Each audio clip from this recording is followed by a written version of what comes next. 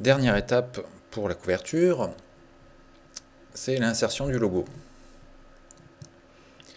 Donc le logo que nous avons réalisé dans le chapitre sur le dessin vectoriel avec Inkscape est donc une image vectorielle. Pour insérer une image vectorielle dans une maquette Scribus, il ne faut pas créer de cadre d'image, mais l'importer directement comme un fichier vectoriel. Cela se fait dans Fichier, Importer, Importer un fichier vectoriel. Voilà notre logo au format SVG. Nous avons souvent un message comme ceci. C'est parfois vrai, parfois non. Dans le cas présent, ce n'est pas le cas. Donc, de toute manière, je clique sur OK. Et je clique pour insérer le logo. Alors, petite précision, des fois, c'est vrai que les fonctionnalités incluses dans le SVG ne sont pas gérées par Scribus. Dans ce cas-là, vous devrez passer par un rendu dans Inkscape pour faire une image de résolution suffisamment grande. Et dans ce cas-là, vous l'importerez via un cadre d'image dans Scribus.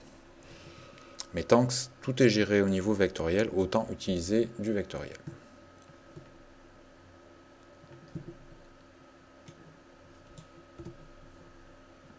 Donc, le logo est un peu grand, n'est pas très grave, on va le réduire. Donc, pensez bien à la touche CTRL pour conserver le ratio.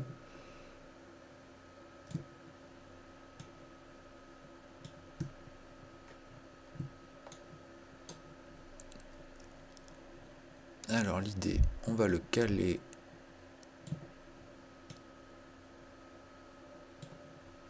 comme ceci.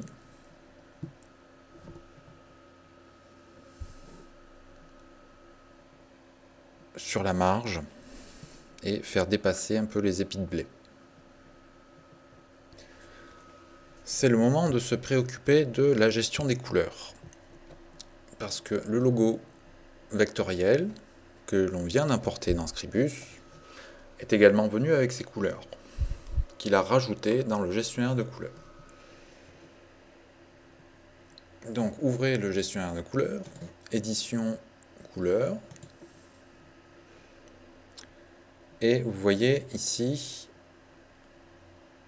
un certain nombre, ces trois couleurs, from SVG avec un code RVB à la suite, ce sont les couleurs qui ont été importées depuis l'image SVG. On va commencer par effacer les couleurs inutilisées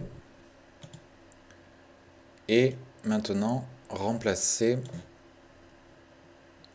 ces trois couleurs en RVB par l'équivalent en CMJN. Donc ceci c'est du noir, autant le remplacer par le vrai noir CMJN. Donc on supprime.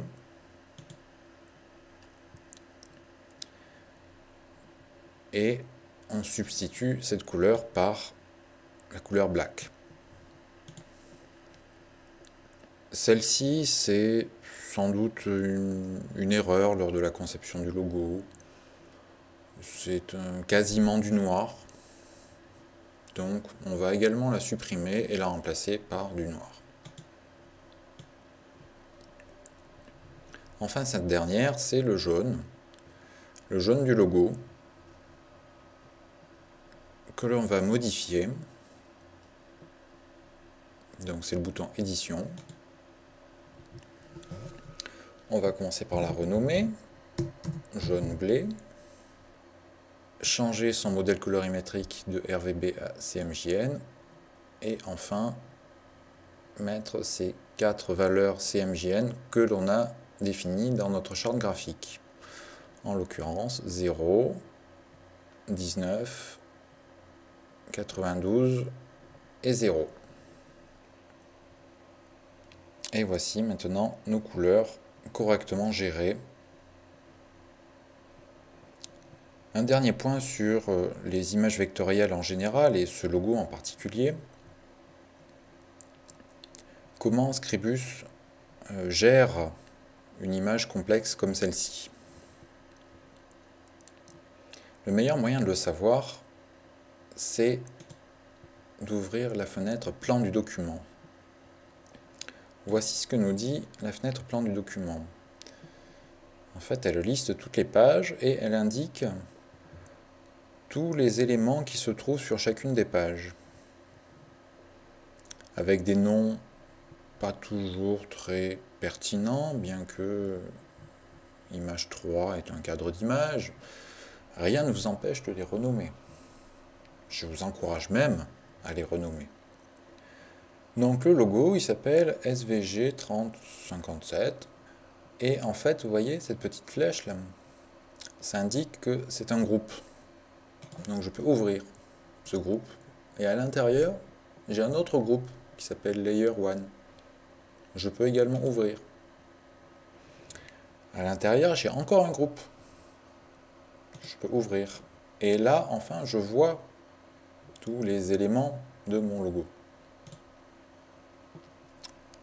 Ce chemin-là, il s'agit de la clé.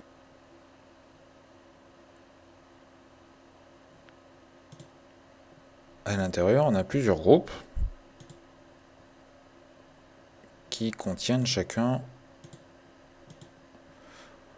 Là, par exemple, on a le mot-clé avec chacune des lettres. Donc voilà, si vous avez à manipuler certains éléments d'une image vectorielle, sachez qu'il y a toute une hiérarchie de groupes dans laquelle il faudra aller fouiller pour accéder à tel ou tel élément. Bien sûr, on peut dégrouper. Là, en l'occurrence, on a deux niveaux de groupe qui sont inutiles. Donc, on va dégrouper une première fois, puis une seconde, et enfin, on peut également modifier le nom pour mettre quelque chose de beaucoup plus pertinent, histoire de le retrouver plus facilement par la suite.